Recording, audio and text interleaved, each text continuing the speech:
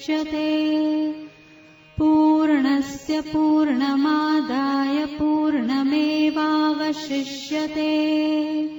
ॐ शान्ति शान्ति शान्तिः।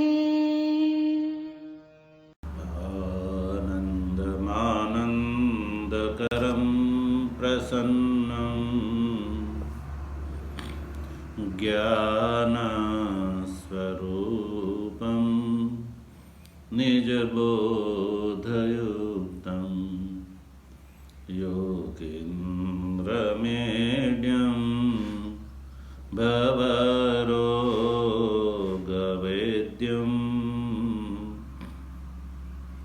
श्रीमद्गुरुं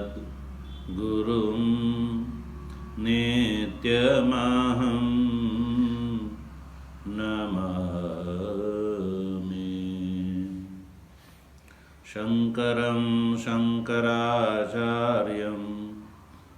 केशवं बादरायणं सूत्रभाष्य कृतौ वन्दे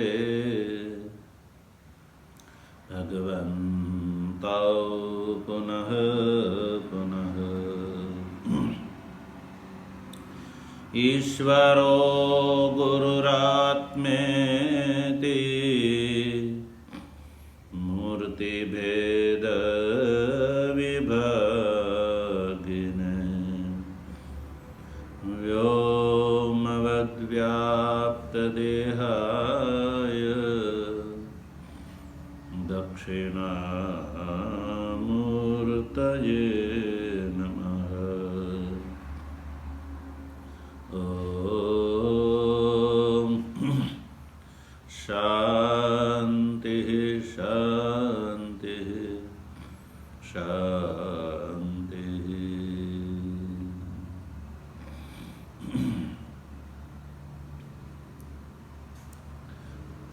तत्व जिज्ञासु सज्जनों,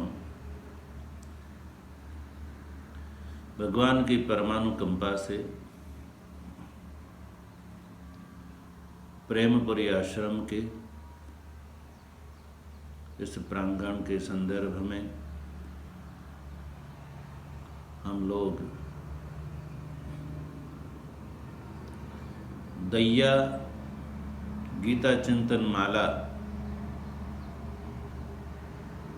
कार्यक्रम के अंतर्गत सायंकालीन प्रवचन श्रृंखला में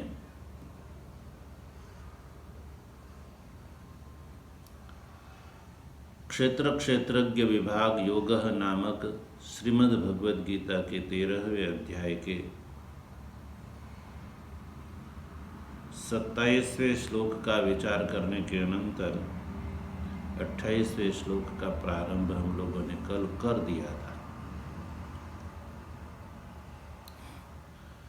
और आपको ये भी बता दिया था कि भगवान श्री कृष्ण 28वें श्लोक में आत्मदर्शन का फल बता रहे हैं और फल बता करके भगवान आत्मज्ञान की स्तुति करते हैं। और आप लोगों को इस बात का पता है कि स्तुति से रुचि उत्पन्न होती है।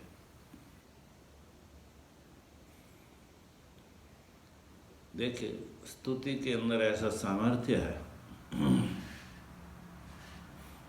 कि घटिया से घटिया पदार्थ हो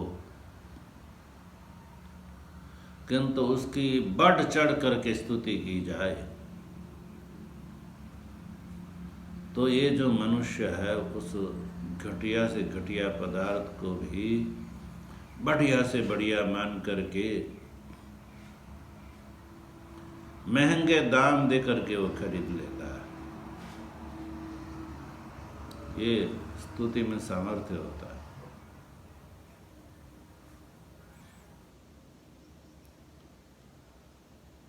इसलिए भगवान श्री कृष्ण अर्जुन के मन में या अर्जुन के माध्यम से समग्र मानव जात के लिए आत्मज्ञान में रुचि हो। इसलिए भगवान श्री कृष्ण आत्म के दर्शन को फल के द्वारा स्तुति करते हैं। इसलिए भगवान ने कहा, समम पश्यन् हि सर्वत्र समवस्थितम ईश्वरम न हिनस्ति आत्मना आत्मानं ततः याति पराम गतिम्। 27वें श्लोक में जो बात भगवान ने बता दी, उसका भगवान ने यहाँ अनुवाद किया और कहा कि सम अवस्थित, सभी भूतों के अंदर जो सम यानी सर्वत्र एक रूप से जो विद्यमान जो परमात्मा है, ईश्वर है, उसको जो देखता है तो उसका विनाश नहीं होता है। सम अवस्थित, इससे भगवान ने कहना चाहते हैं कि सम्यक्तया अवस्थितम सम अवस्थितम, सम्यक्तया अवस्थितम सम अवस्थितम, यानी सम्यक्तया से अभिप्राय क्या है? तो आचार्य लोग बताते हैं, जन्मादि विनाशांत भाव विकार शून्यतया, जन्मादि से विनाश पर्यंत के जो षड भाव विकार है, उस षड भाव विकार से जो रहित, यही यहाँ पर जो है सम्यक्त्व है, सम्यक्त्वया अवस्थितम, यानी परमेश्वर जो है ये दृश्यमान संसार के अंदर जो विद्यमान रहते हैं, तो उसका सम्यक्त्व यही है कि उसका जन्म नहीं होता है। जिसका जन्म होता है वही फिर जन्म के अनंतर अस्तित्व को धारण करते हैं, फिर वृद्धि को प्राप्त होते हैं, फिर विपरिणाम को प्राप्त होते हैं, यानी बदल जाते हैं, फिर अपक्षय को प्राप्त होता है, यानी वो उसका जो सामर्थ्य क्षीण होता चला जाता है, और फिर विनश्यति या समाप्त हो जाते हैं। तो ये जो जन्मादि षड्भाव विकार से शून्य ही यहाँ पर सम्यक्त्व है। समम अवस्थितम में सम जो उपसर्ग का अर्थ यही है, अवस्थितम। इससे जो है अविनाशित्व का लाभ होता है, यानी आत्मा जो है अविनाशी है, ये बात जो है युक्ति से भी सिद्ध हो जाती है। तो इस तरह से सम्यक रूप से प्रत्येक पदार्थ के अंदर जो अवस्थित जो विद्यमान जो है आत्मा है, उस आत्मानं पश्यन्, आत्मा को सब के अंदर बराबर रूप से जो देखता है आत्मा को, यानी जो है ये आत्मा के जो भी स्वरूप है, शुद्ध बुद्ध नित्य मुक्त स्वभाव रूप से जो पश्यन् देखता है, पश्यन् यानी दृष्ट, आत्मा कोई दृश्य नहीं है और देखने वाला कोई दृष्टा नहीं है, किंतु पश्यन् ये शतरंज प्रत्यय का रूप है, देखते हुए। तो यहाँ पर देखने से अभिप्राय साक्षात करते हुए, यही अर्थ लेना, यानी अयम अहम अस्मि इति शास्त्र दृष्टया साक्षात कुर्वन्। अयम यानी ये जो है सम रूप से अवस्थित जो परमेश्वर है, आत्मा है, वो आत्मा मैं हूँ, इस प्रकार से साक्षात्कार करते हुए। और ऐसा साक्षात्कार किससे होगा? शास्त्र दृष्टि से होगा, केवल जो है कल्पना मात्र से नहीं, शास्त्र दृष्टिया साक्षात कुर्वन्, शास्त्र चक्षु से जो साक्षात करता है। क्योंकि इन लक्षणों से युक्त जो आत्मा है उस आत्मा का चक्षुरादि इंद्रियों से साक्षात्कार हो नहीं सकता है, क्योंकि जो इंद्रिया जो है वो स्वल्प है, उसके अंदर ये सामर्थ्य नहीं है, योग्यता नहीं है कि शास्त्र के बिना इंद्रियों के द्वारा परमेश्वर का दर्शन संभव नहीं है। इसलिए भगवान यह शास्त्र दृष्टिया, शास्त्र चक्षु से परमात्मा दिखता है, चर्म चक्षु से नहीं। तो भगवान ने अर्जुन के लिए कहा कि दिव्यम ददामि ते चक्षुः पश्य मे योगमेश्वरम। भगवान ने कहा कि अर्जुन मैं तुमको दिव्य चक्षु प्रदान करता हूँ और उस दिव्य चक्षु से तुम मेरे ईश्वर योग को देख सकते हो। तो ये दिव्य चक्षु क्या, ये ज्ञान चक्षु, ये जो है शास्त्र चक्षु, उसको दिव्य चक्षु बोलते हैं। ये जो है बात समझने के लिए एक उदाहरण है, मैं आपको बताता हूँ कि आप कहीं देशांतर में चले गए, कई दिन के लिए जो है गए हैं, वहाँ आप घूमने के लिए निकल गए, रास्ते में आप जा रहे हैं तो सामने से आपका पुराना परिचित व्यक्ति दिख गया।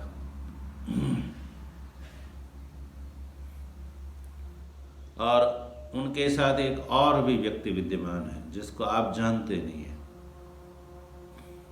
तो वो जो है परिचित व्यक्ति को आपने हाय हेलो किया, कैसे है, कुशल समाचार पूछा। कुछ बातें करने के अनंतर आपके मन में जिज्ञासा हुई कि इनके साथ वाला व्यक्ति कौन है। यद्यपि वो व्यक्ति आपको आंख से दिख रही है, इसलिए आप ये देखते हैं उसके जो है चेहरे मोहरे को, उसके वस्त्र वगैरह को, पूर्ण रूप से आप उसको ऊपर नख से लेकर शिख पर्यंत समग्र शरीर तो आप ऊपर से नीचे तक देख लेते हैं।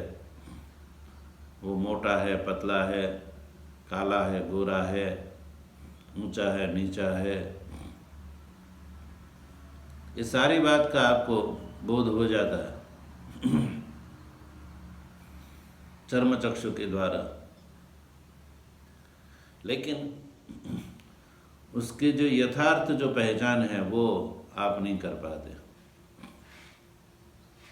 आपके मन में ये जिज्ञासा तो देखने के बाद भी बनी रहती है कि ये व्यक्ति कौन होगा, इसके साथ घूम रहा है कि उसका परिचित होगा, कौन होगा।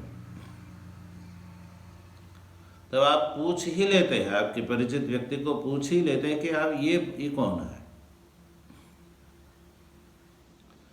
फिर वो आपका परिचित व्यक्ति बताता है कि ये तो अमुक अमुक व्यक्ति है, मेरा अमुक संबंधी है, इस गांव का है, इस नाम का है, इस जाति का है। तब आपको उस व्यक्ति के विषय में उसी चीज का बोध होगा जो चीज आपको उसके शरीर में आंख के द्वारा नहीं दिखी थी। यद्यपि उसके स्थूल शरीर को, उसके वस्त्र को, उसके बोलने को सब आपने देख लिया, लेकिन उसका गांव का पता, नाम का पता, उसके स्वभाव और सारी बात का पता जो है कुछ बाकी था, वो उस व्यक्ति से। उस व्यक्ति ने आपको क्या कहा, शब्द से ही, वाणी से ही उसकी पहचान करवाई कि कहीं और प्रकार से नहीं। वो जैसे व्यक्ति बोलता चला गया, आपने उसको मान लिया। उन्हें कहा कि अमुक गांव में रहता है, तो वो भी आपने निश्चय कर लिया कि अमुक गांव का है, अमुक जाति का है, अमुक कार्य करता है। तो उसकी जो यथार्थ पहचान है वो तो आप जो है आपके मित्र की वाणी के परिचय कराने पर मान लेते हैं। सज्जनों, ठीक इसी प्रकार से ये जो संसार आपको दिखता, आप देखते हैं कि संसार पृथ्वी आदि 5 भूत से बना हुआ है, आता है, जाता है, आप खाते हैं, पीते हैं, स्थावर जंगम रूप ये जो संसार है वो देखते हैं, लेकिन उसकी यथार्थता वास्तविकता क्या है, ये क्यों उत्पन्न होता है, किससे उत्पन्न हुआ है, ये जो बात है वो तो आपको शास्त्र जैसे वो उस व्यक्ति की और पहचान है वो आपके मित्र के द्वारा हुई, इस तरह से ये जो दृश्यमान संसार है उसकी वास्तविक पहचान जो है शास्त्र रूपी वाणी से होगा, शास्त्र रूपी चक्षु से होगा। तो जैसे आप अपने मित्र के वाक्य में आप प्रामाण्य मान करके उस व्यक्ति को उस रूप से जान लेते हैं, वैसे ही इस शास्त्र रूपी आँख को, शास्त्र को भी प्रमाण मान करके आप ये दृश्यमान संसार की भी यथार्थ पहचान जो है करे, तो ये मानने योग्य है। तो ये शास्त्र चक्षु जो है वो परम आवश्यक है। जब तक शास्त्र चक्षु हमारे पास नहीं है तब तक हमको पदार्थ की यथार्थता का बोध कभी भी नहीं हो सकता है। शास्त्र चक्षु से, शास्त्र प्रमाण से प्रत्यक्ष का वाद हो जाता है। आप कहेंगे कि अरे हमको तो ये संसार दिख रहा है, घट दिख रहा है, पट दिख रहा है, मठ दिख रहा है, ये सब को आते जाते खाते पीते देखते हैं, तो ये मिथ्या कैसे हो सकते हैं, उसको कैसे मिथ्या माने। तो देखिए जो बात चीज होती है दिखते हैं, इससे ये नहीं हो जाता है कि वो शाश्वत सत्य है। दिखने वाली चीज भी मिथ्या होती है। मृग जल जो है आपको दिखता है, फिर भी आप उसको पीने के लिए प्रवृत्त नहीं होते। वैसे ही दिखता है इसलिए है ऐसा नहीं कह सकते। हम तो शास्त्र प्रमाण से निश्चय होगा कि संसार है या नहीं है। इसलिए शास्त्र चक्षु, दिव्य चक्षु।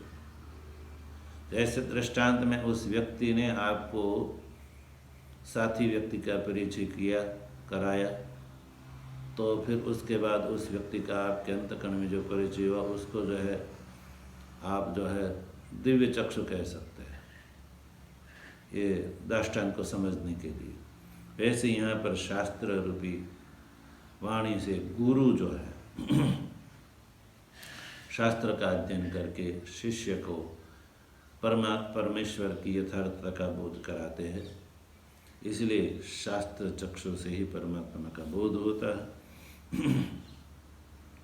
इसलिए इस तरह से आत्मा का पश्चन यानी शास्त्र दृष्टि से साक्षात्कार यदि कर लेता है तो ऐसे व्यक्ति के लिए भगवान ने कहा कि न हिनस्ति आत्मना आत्मानम। ऐसा अधिकारी जो मनुष्य है वो न हिनस्ति, उसका नाश नहीं होता है। आत्मना आत्मनम न हिनस्ति, आत्मा से उसके आत्मा का नाश नहीं होता है। देखिए सभी अज्ञ व्यक्ति का क्या हाल है कि सभी अज्ञ व्यक्ति क्या करते कि जो परमार्थ संत है, एक है और अकर्ता भोक्ता है, ऐसा परमानंद रूप जो आत्मा है उस आत्मा को वो अविद्या के द्वारा होते हुए भी, प्रतीत होते हुए भी वो वस्तु में नास्ति न भाति, अविद्या के द्वारा वो नहीं है, नहीं दिखता है, ऐसा मान लेता है।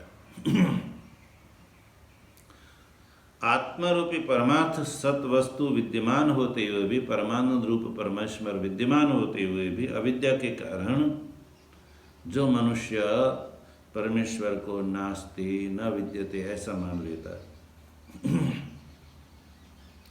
नहीं है, नहीं दिखता है, इस प्रतीति के कारण जो है स्वयं ही जो है अपने आप को जो है स्वयमेव तिरस्कुर्वन्, अपने आप का ही तिरस्कार करता है और जो है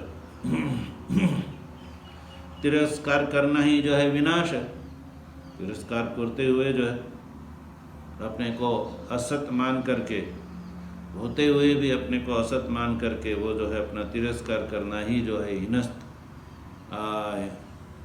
विनाश हुआ। हिनस्ति एवतम, वो अपने आप को जो है विनाश कर लेता है। किंतु अविद्या के द्वारा, और साथ साथ में दूसरी बात ये भी है, अविद्या के द्वारा आत्मा के रूप में परिगृहित जो ये देह इंद्रिय संघात है, उस देह इंद्रिय संघात रूप जो है उस आत्मानम, उस देह इंद्रिय संघात रूप आत्मा को जो पुराने शरीर को छोड़ करके नए शरीर को कर्मवशात धारण करता है, यही जो है वो इससे ये निश्चय होगा कि हिनस्ति एवतम, वो अपने आप को जो है हिनस्ति यानी जो है नाश ही करता है, मानता ही है। यही जो है हीनता हुई, विनाश हुआ। तो इस तरह से ये जो है उभय था भी आत्मा एव, आत्मा ही हुआ, आत्महत्यारा ही हुआ। जो शरीर पुराना छूट जाते हैं, नया ग्रहण करते हैं, विनष्ट होता हुआ देख करके उसको आत्मा मान लेता है, और पारमार्थिक सत आत्मा जो है विद्यमान होते हुए भी उसको इनकार करता है, तो दोनों अवस्था में ये अज्ञ व्यक्ति जो है आत्महत्यारा हुआ। जैसे कि शकुंतला वचन रूप जो स्मृति है, किम तेना कृतं पापं चौरेणात्मापहारिणा योऽन्यथा संतमात्मानं अन्यथा प्रतिपद्यते। देखिए स्मृति यही कहती है कि यो अन्यथा संतम आत्मानं, जो आत्मा वस्तुतः पारमार्थिक रूप से सत है उसको अन्यथा प्रतिपद्यति यानी असत मान लेता है। यानी जो परमार्थ आत्मा है उसका इनकार करता है, और जो जन्म और मृत्यु को ग्रस्त ये जो देहेंद्रीय कार्यकरण संघात को जो आत्मा मान लेता है, जो आत्मा नहीं है उसको आत्मा मान लेता है, और जो आत्मा है उसको नास्ति नहीं है ऐसा मान लेता है, तो वो जो है वो चोर और आत्मापहारी हुआ। इस स्मृति में कहा गया कि वो चौरेण आत्मापहारिण किम तेन पापम न कृतम, उन्होंने कौन सा पाप नहीं किया है, क्योंकि वो चोर है और आत्मापहारी है। चोर उसको कहते हैं जो दूसरे के पदार्थ को अपना करना चाहते हैं, वो चोर है। अब जो है ये देह इंद्रिय संघात जो है आत्मा नहीं है, वो अपना स्वरूप नहीं है, खुद का नहीं है, किंतु वो कहते हैं वो मेरा है, वो चोर हुआ। और जो अपना पारमार्थिक जो सच्चिदानंद स्वरूप है वो अपना होते हुए भी उसका इनकार करना, उसके अस्तित्व को अस्वीकार करना, वही आत्मापहारी हुआ, आत्महत्यारा हुआ। और आत्महत्यारे व्यक्ति ने जो है कौन सा पाप नहीं किया, दुनिया में संसार में जो भी पाप है वो उसके द्वारा मानो वो कर लिए गए हैं, क्योंकि यही सबसे बड़ा पाप है। इसी को जो है ईशावास्य उपनिषद में कहा, असुरिया नाम तेलो का अंधेन तमसावृता तांस्ते प्रीत्या विगच्छन्ति ये के चात्मानो जना। आत्महत्यारा जो है कौन है और उसको कौन सा फल प्राप्त होता है, तो का असुरिया नाम तेलो का, जो अंधेन तमसावृता, अंधकार से, ऐसे जो शरीर जो तिर्यगादि शरीर उसको प्राप्त होते हैं, जहाँ पर जो है वो अंधकार से आवृत, यानी वहाँ आत्मज्ञान की कोई योग्यता नहीं। और असुर संबंधी लोग है वो, असुर वही है जो चीज़ है उसका अस्वीकार करना नहीं है, उसको अपनी मानना। तांस्ते प्रेत्या विगच्छन्ति, ये जो है मृत्यु के अनंतर जो है ऐसे अज्ञ व्यक्ति जो है वो नरक आदि को प्राप्त करते हैं, जो आत्मा अंता, यानी मनुष्य शरीर को प्राप्त करने के अनंतर भी जिसने अपने आप को नहीं जाना, वो जो है आत्मापहारी है। उसके लिए शास्त्रों में कृपण शब्द का प्रयोग किया। वो कृपण है। उपनिषद में कहा कि यो वे एतद अक्षरम गार्ग्य अविदित्वा अस्मात् लोकात् प्रेति स कृपण। गार्गी को याज्ञवल्क्य जी ने कहा कि अक्षर यो वे एतद अक्षरम गार्ग्य अविदित्वा, ये जो अक्षर अविनाशी परमात्मा है उसको समझे बिना जाने बिना जो मृत्यु को प्राप्त हो जाता है वो कृपण है। क्योंकि भगवान के द्वारा दिया गया ये जो अवसर है, उस अवसर को जो गंवा देता है उससे बड़ा आत्महत्यारा इस संसार के अंदर कोई नहीं हो सकता है। इसलिए भगवान ने कहा कि जो आत्मज्ञ है वो वही आत्मज्ञ है जो अनात्मा के अंदर अभिमान का त्याग करके शुद्ध आत्मदर्शन के द्वारा उसका बाध करके और अपने को जो है शुद्ध आत्मस्वरूप मानता है, वही जो है वस्तु सद्ज्ञानी है। और इस प्रकार का जो ज्ञानी है, उन्होंने जो अपने स्वरूप को जान लिया है, जो अपना स्वरूप देह नहीं है, देह को उन्होंने देह के अंदर से आत्मबुद्धि का परित्याग कर दिया है। इसलिए स्वरूप के लाभ के कारण भगवान श्री कृष्ण ने कहा कि न हिनस्ति आत्मना आत्मानम। ऐसा जो तत्वज्ञ जो महापुरुष है वो उसका विनाश नहीं होता, उसका नाश नहीं होता। और इस प्रकार का आत्मज्ञान का फल भगवान श्री कृष्ण ने बताया कि ततः याति पराम गति। ततः यानी आत्महनन का अभाव होने से, क्योंकि वो आत्महत्यारा नहीं है, उन्होंने तो अपने आप को जान लिया। आत्महनन का अभाव होने से अविद्या और तत्कार्य निवृत्ति लक्षणा जो मुक्ति है, उस मुक्ति को ये अधिगच्छति यानी प्राप्त कर लेता है। यही जो है भगवान श्री कृष्ण ने आत्मज्ञान का फल ये 28वें श्लोक में बताया। तो आत्मज्ञान। अब यहाँ पर एक शंका होती है कि जैसे अभी भगवान ने कहा कि सर्वत्र समं पश्यन् सम अवस्थितम ईश्वरम, तब ये प्रश्न उठता है कि ये जो देहधारी जीव है वो शुभ और अशुभ कर्म के करता है। प्रत्येक देह में वो भिन्न है और विचित्र फल के भोक्ता के रूप में ये विषम भी है। जब व्यवहार दिशा में तो ये परस्पर भिन्न ही प्रतीत हो रहे हैं, तो फिर भगवान ने कहा कि सर्वभूतस्थम एकम आत्मनम समम पश्यन् न हिनस्ति आत्मना आत्मानम, ये जो कहा वो कैसे बन सकता है? प्रत्येक देह में आत्मा एक है, ये कैसे समझे? जबकि विचित्र फल का भोक्ता है। प्रत्येक देह में शुभ और अशुभ कर्म करने वाला जो है जुदा जुदा ही एक होता तो सब एक ही जैसे कर्म करते, भिन्न भिन्न कर्म क्यों करते और विचित्र फल का भोग क्यों करते? इसलिए ये शंका होती है कि आत्मा भिन्न है, एक नहीं हो सकता है।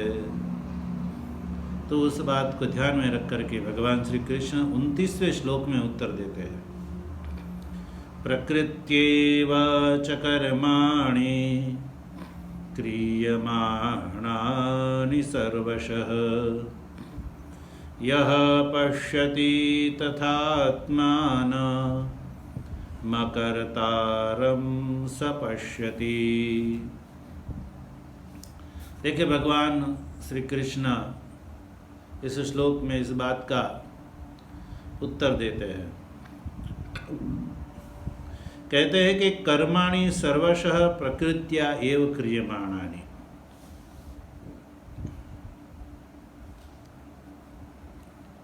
कर्माणि जो वाणी मन एवं काया से होने वाले जो कर्म है वो कर्म सर्वशः यानी सर्व प्रकार से प्रकृत्येव कर्माणि, प्रकृति के द्वारा ही किया जाता है। प्रकृति से ही यानी देह इंद्रिय संघात के आकार के रूप में जो परिणित है वो प्रकृति, और सर्व विकार के जो कारणभूत जो त्रिगुणात्मिका है अर्थात भगवान की जो माया है, उस माया एव क्रियमाण, माया के द्वारा ही जो है ये कर्माणि क्रियमाणानि कर्म किए जाते हैं, किंतु न तो पुरुषेण। ये जो पुरुष है, पुरुष से कर्म नहीं किए जाते हैं। पुरुष सर्व विकार से शून्य है और पुरुष करता भी नहीं है, भोगता भी नहीं है। ये जो कर्म हो रहे हैं वो प्रकृति के द्वारा हो रहा है। इसलिए कोई कहते हैं कि ये आत्मा शुभ और अशुभ कर्म का करता है, इसलिए प्रत्येक देह में भिन्न है और विचित्र फल के भोग करने वाला होने से विषम भी है। तो ये कहना ठीक नहीं होगा, क्योंकि आत्मा कर्म का करता है ही नहीं। भगवान कहते हैं कर्म जो है प्रकृति के द्वारा होते हैं, माया के द्वारा होते हैं, क्योंकि कर्म जो होते हैं वाणी से, मन से और काया से होते हैं। और वाणी मन एवं काया ये तो प्रकृति का परिणाम है। प्रकृति देह इंद्रिय संघात के रूप में परिणित होकर के रहती है और ये सर्व विकार की कारणभूता है, त्रिगुणात्मिका है और भगवान की माया है। उससे जो है कर्म किए जाते हैं, पुरुष के द्वारा नहीं। पुरुष तो सर्व विकार से शून्य है। इस प्रकार से यो पश्यति, यो माने जो विवेकी है वो इस प्रकार से पश्यति यानी समझता है, और क्षेत्र के द्वारा किए जाने वाले कर्म में भी आत्मानम अकर्तारम यह पश्यति सपश्यति। देखो ये जो क्षेत्र है देहेंद्रिय संघात, उसमें उसके द्वारा किए जाने वाले कर्मों में अपने स्वरूपभूत जो आत्मा है उस आत्मा को यानी क्षेत्रज्ञ को जो अकर्तारम पश्यति, अकर्ता अपने को अकर्ता रूप से जो अनुभव करता है, अकर्ता यानी सर्व उपाधि से विवर्जित, सभी उपाधि से अपने को अलग एवं असंग एकम सर्वत्र समम यह पश्यति। अपने को स्वरूप से कोई ये समझ लेता है कि मैं सब उपाधि से विवर्जित हूँ, असंग हूँ, एक हूँ और सर्वत्र समम हूँ। इस प्रकार का साक्षात्कार जिसको होता है, भगवान कहते हैं सपश्यति यह पश्यति सपश्यति। इस तरह से जो देखता है वही वस्तु सत जो है अनुभव करता है, उसका अनुभव जो है पारमार्थिक है। यह पश्यति सपश्यति यानी जो वही परमार्थदर्शी है। और परमार्थदर्शी की जो बात है प्रमाणभूत है। 1000 व्यक्ति भी मूर्ख व्यक्ति कुछ कहे तो उसकी बात में प्रामाण्य नहीं होता है, किंतु जो परमार्थदर्शी है उसकी बात में ही प्रामाण्य माना जाता है।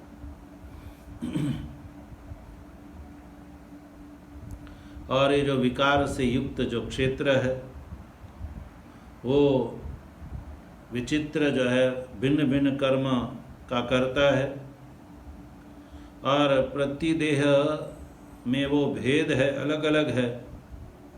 वैषम्य होते हुए भी प्रत्येक देह में वैषम्य होते हुए भी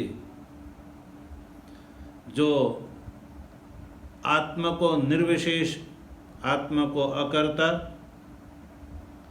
और आकाश के समान जो है एक मानता है, उसके भेद में कोई प्रमाण नहीं है।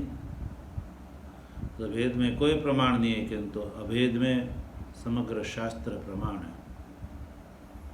इसलिए भगवान ने कहा कि इस तरह से आत्म तत्व को जो जान लेता है वही जो है परमार्थदर्शी है। इसलिए देहेंद्रिय संघात के कारण जो है आत्मा भी भिन्न भिन्न रूप से प्रतीत होता है, वस्तुतः वो भिन्न है नहीं। और इस प्रकार का आत्मदर्शन करना है। तो इस तरह से भगवान श्री कृष्ण ने सज्जनों ये 29वें श्लोक में ये जो है व्यवहार दशा में प्रत्येक देह में भिन्न रूप से प्रतीत होने वाले आत्मा में जो कर्तृत्व भोक्तृत्व का जो मूर्ख अज्ञ व्यक्ति जो आरोप करता है, मानता है, वो जो है वस्तु सत्य नहीं है। क्योंकि कर्म जो है वो जैसे अभी भगवान ने कहा कि वो प्रकृति के द्वारा होते हैं, आत्मा के द्वारा नहीं। आत्मा तो पुष्कर पलाश के समान निर्लेप है। अब इस तरह से सामान्य रूप से जो क्षेत्र में भेद दर्शन की अनुज्ञा भगवान ने प्रदान की और क्षेत्रज्ञ में भेद दर्शन का अपाकरण कर दिया। क्षेत्र में तो भेद है ही है, भगवान ने उसको तो माना ही, किंतु क्षेत्रज्ञ में जो भेद का दर्शन करने वाला है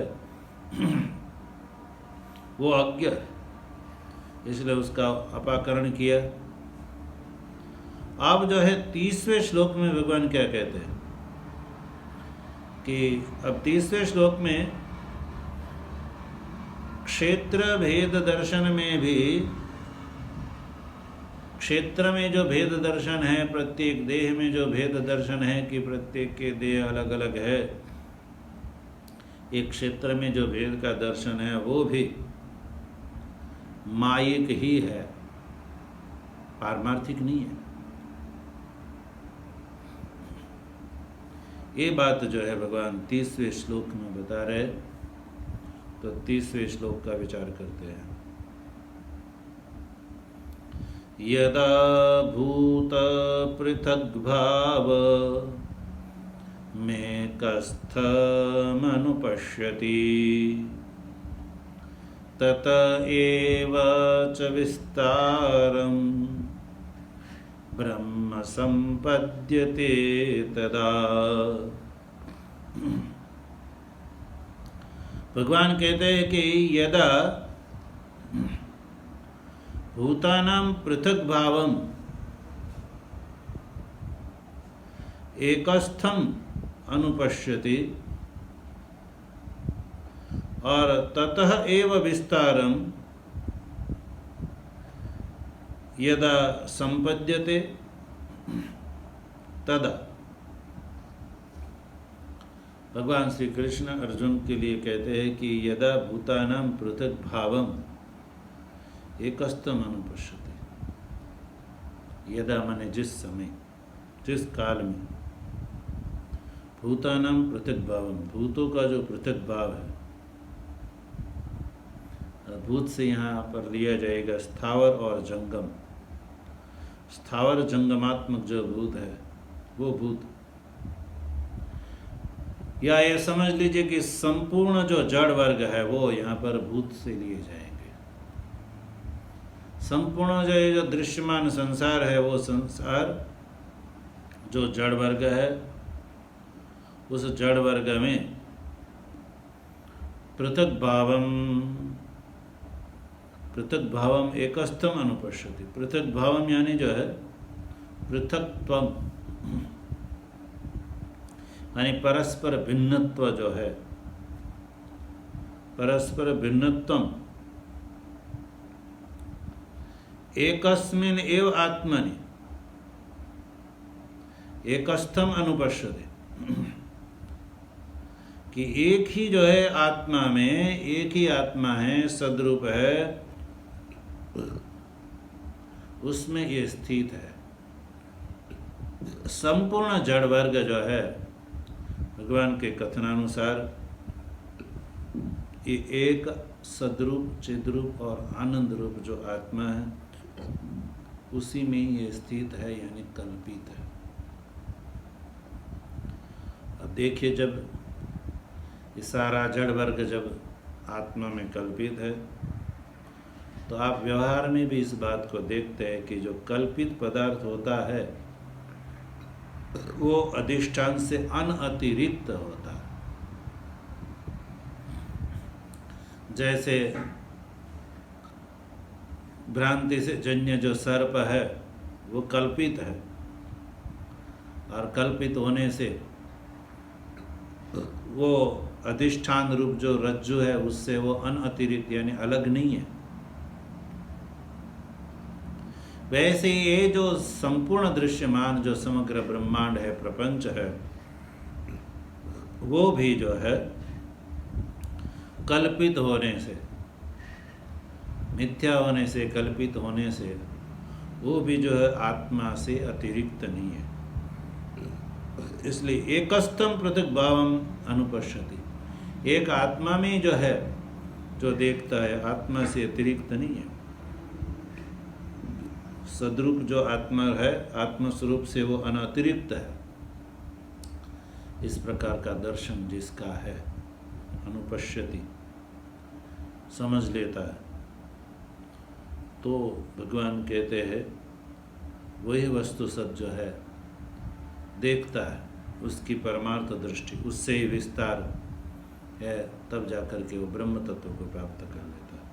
अब ये जो भगवान ने कहा कि अनुपश्यति, देखिए अनुपश्यति में भगवान ने पश्यति क्रिया के साथ अनु उपसर्ग को जोड़ा है। तो अनु का अर्थ है पश्चात। प्रश्न होता है किससे पश्चात?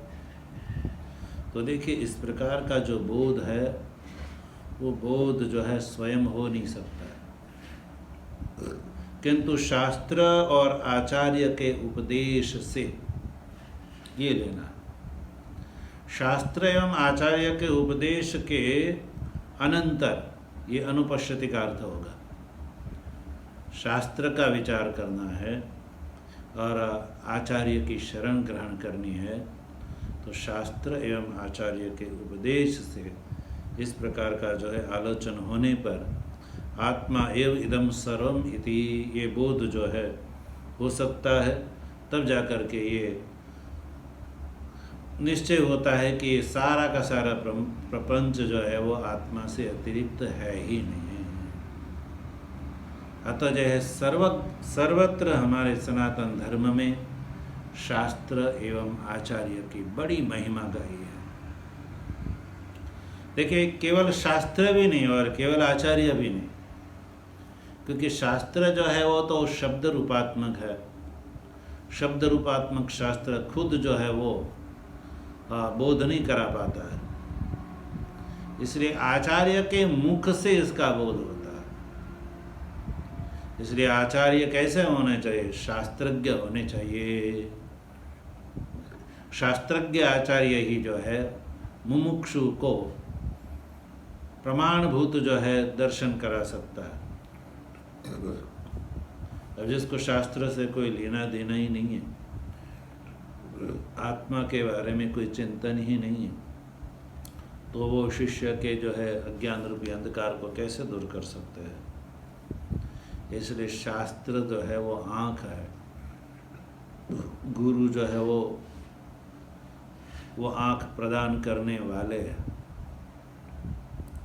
इसलिए गुरु की भी हमारे यहाँ सनातन धर्म में बहुत ही महिमा, न केवल सनातन धर्म में सज्जनों, अभी तो इस संसार के अंदर जितने धर्म मजहब है उन सभी धर्म मजहबों में गुरु की बड़ी महिमा गाई गई है।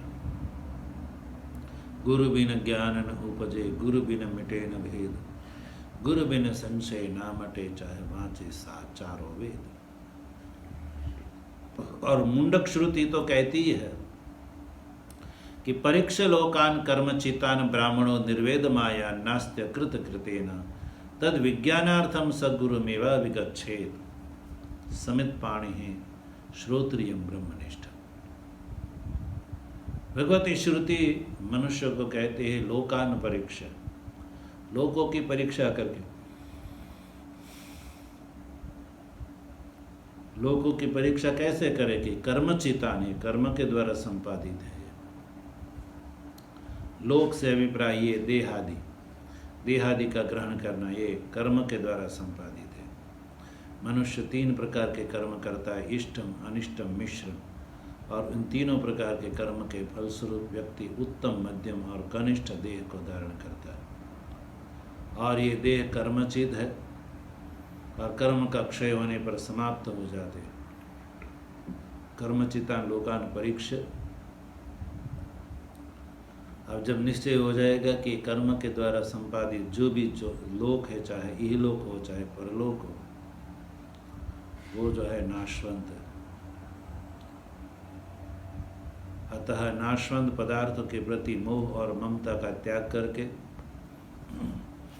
ब्राह्मण निर्वेदम आयात, कहा कि ब्राह्मण यानी अधिकारी को चाहिए कि वो निर्वेद यानी संसार से विरक्त हो जाए।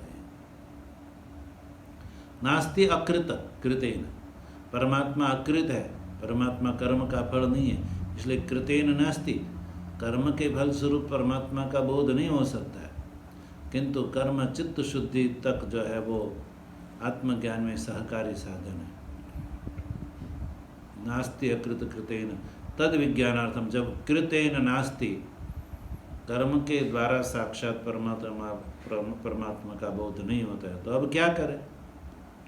तो कहा तद विज्ञानार्थम, तद मने आत्म तत्व का विज्ञान हो, इसलिए स गुरुम एव अभिगच्छेत्, स ब्राह्मणः, जिसके लिए निर्वेद की बात की, निर्वेद की जो है आज्ञा दी, ऐसे ब्राह्मण के लिए, अधिकारी के लिए कहा कि स गुरुम एव अभिगच्छेत्। ये गुरुम एव, इसमें जो एवकार है उस पर भाष्यकार भगवान लिखते हैं कि यदि मनुष्य के अंदर स्वयं चाहे प्रज्ञा हो, फिर भी जो है वो गुरुम एव यानी गुरु मुख से ही आत्म तत्व का उपदेश ग्रहण करे।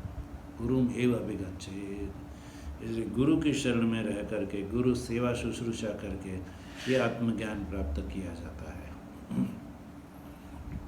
स्कंद पुराण अंतर्गत जो गुरु गीता है, उस गुरु गीता में भगवान शंकर ने पार्वती जी को कहा है कि गुरु वक्त्रे सिता विद्या गुरु भक्त्या च लभ्यते, त्रैलोक्य सुर न वक्तारो देवाद्य सुरपन्न का। गुरु वक्त्रे सिता विद्या, कहा कि ये जो विद्या है, ब्रह्म विद्या है, वो गुरु वक्त्रे स्थिता, यानी गुरु के मुख में ये स्थित है। अब गुरु के मुख में स्थित है यानी गुरु के उपदेश में स्थित है। गुरु जब परिचय कराएंगे तब जाकर के शिष्य को बोध होगा, नहीं अन्यथा नहीं हो सकता। अतः गुरु के मुख से वो तत्वमसि आदि बोध प्राप्त करने के लिए क्या करे? तो कहा गुरु भक्त्या च लभ्यते, गुरु की भक्ति करे, सेवा शुश्रूषा करे। और गुरु भक्ति सेवा शुश्रूषा के बिना जो है सज्जनों ज्ञान नहीं हो सकता। त्रैलोक्य से न वक्तार, देवाद्य असुरपन्न का देव, असुरपन्नक वगैरह जो है वो आत्म तत्व का बोध नहीं करा सकते। त्रिलोकी में उसके कोई वक्ता नहीं, श्रोत्री ब्रह्मनिष्ठ गुरु से अतिरिक्त इसका कोई वक्ता नहीं। इसलिए जो है भगवान श्री कृष्ण ने 4th अध्याय में ये बात कही, तद्विद्धि प्रणिपातेन परिप्रश्नेन सेव्या, उपदेक्षन्ते ते ज्ञानम ज्ञानिनस्तत्व दर्शन। तद विद्धि, तद माने वो आत्म तत्व है अर्जुन, तुम विद्धि जानो। कैसे कहा जाने? भगवान ने जो है गुरु की शरण ग्रहण करने के लिए कहा, आचार्य की शरण ग्रहण करने के लिए कहा। गुरु के शरण में जाकर सबसे पहले प्रणिपात करे, फिर सेवा करे, और सेवा से जो है गुरु प्रसन्न होने पर भगवान कहते हैं कि फिर वो जो है जो जानना है उस तत्व ज्ञान विषयक प्रश्न करें। प्रश्नोपनिषद में आप देखते हैं कि सुकेशा भारद्वाज आदि 6 ऋषि जो है, इसमें श्रुति में ब्रह्म अन्वेषमाणा कहा कि ब्रह्म की जिज्ञासा को लेकर के आचार्य पिपलाद जी की शरण में गए और वहाँ जाकर के गुरु सेवा की, 1 साल तक तपस्या की, गुरु जी की सेवा की। तब जाकर गुरु जी ने उसको पूछा कि अब तुम लोगों को क्या चाहिए। तब जाकर के सुकेश आदि ने एक एक करके जो अपने मन में जो संदेह था उस संदेह विषयक प्रश्न किया, और पिपलाद जी ने 6 ऋषि के एक एक प्रश्न का उत्तर दिया। उसी को जो है प्रश्नोपनिषद कहा जाता है। तो इस तरह से शास्त्र एवं आचार्य की बड़ी महिमा, आत्म तत्व का बोध शास्त्र एवं आचार्य से अतिरिक्त किसी भी प्रकार से नहीं हो सकता है। जैसे पिता का बोध जो है माता के वचन से ही हो सकता है, अन्य कोई और प्रमाण नहीं है, वैसे ही आत्म तत्व का बोध ही सज्जनों गुरु के मुख से ही संभव है। इसलिए शास्त्र एवं आचार्य की बड़ी महिमा हमारे यहाँ बताई गई है। और शास्त्र कहते ही उसी को जो मनुष्य के ऊपर शासन करे। शास्त्र कहे, वेद कहे, ये सब एक है। और शास्त्र की बहुत बड़ी विशेषता ये है कि अन्य किसी भी प्रमाणांतर से जब बोध नहीं होता है, वो बोध जो है सज्जनों शास्त्र कराता है। और आप लोग जो है ध्यान में रखें कि धर्म एवं ब्रह्म 2 ऐसे तत्व है कि वो जो है प्रत्यक्षादि प्रमाण से जो है उसको आप जो है बता नहीं सकते हैं, निश्चय नहीं कर सकते हैं, किंतु धर्म एवं ब्रह्म में एकमात्र शास्त्र ही प्रमाण है। धर्म क्या है वो भी शास्त्र बताता है।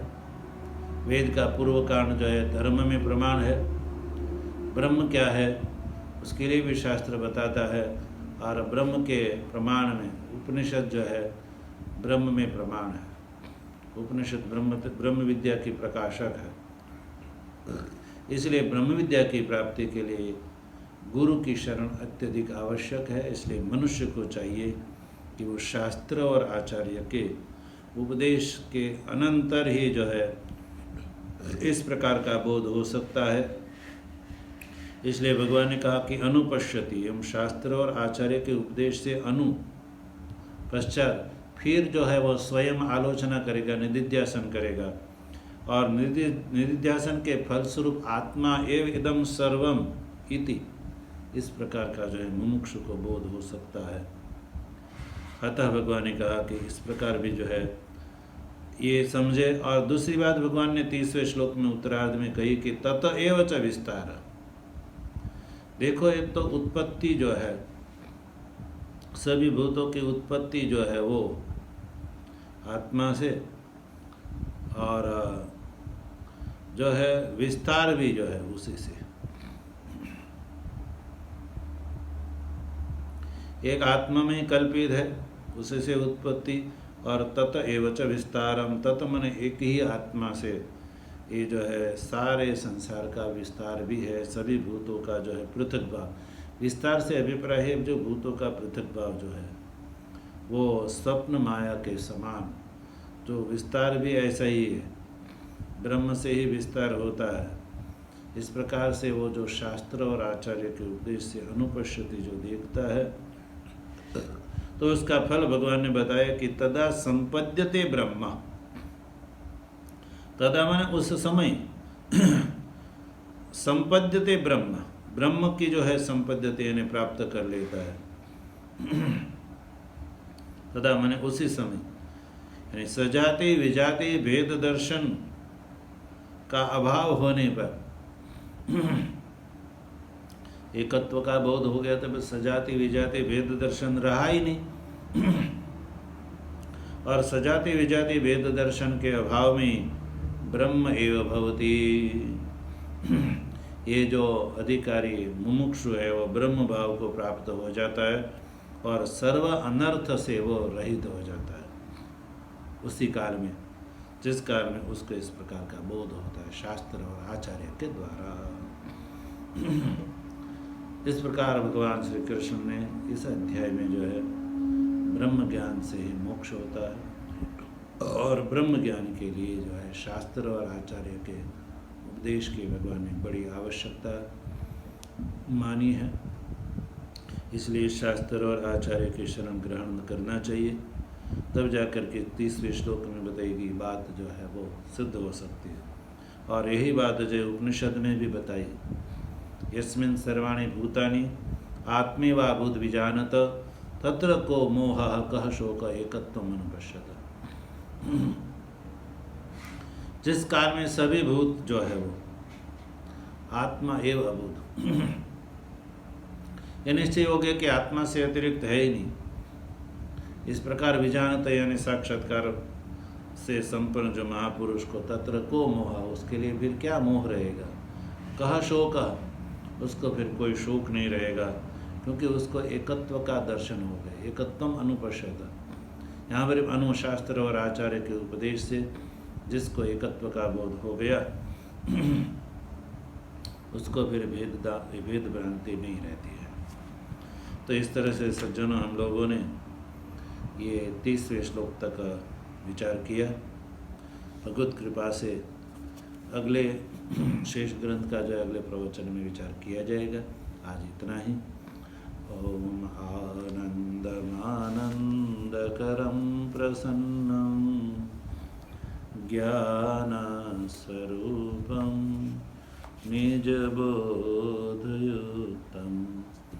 योगीन्द्रमेड्यं भवरोगवेद्यं श्रीमद्गुरुं नित्यमहं नमामि। शङ्करं शङ्कराचार्यं केशवं बादरायणं सूत्रभाष्यकृतौ वन्दे भगवन्तौ पुनः पुनः। ईश्वरो गुरुरात्मेति मूर्तिभेदविभागिने व्योमवद्व्याप्तदेहाय दक्षिणामूर्तये नमः। ओम शांति शांति।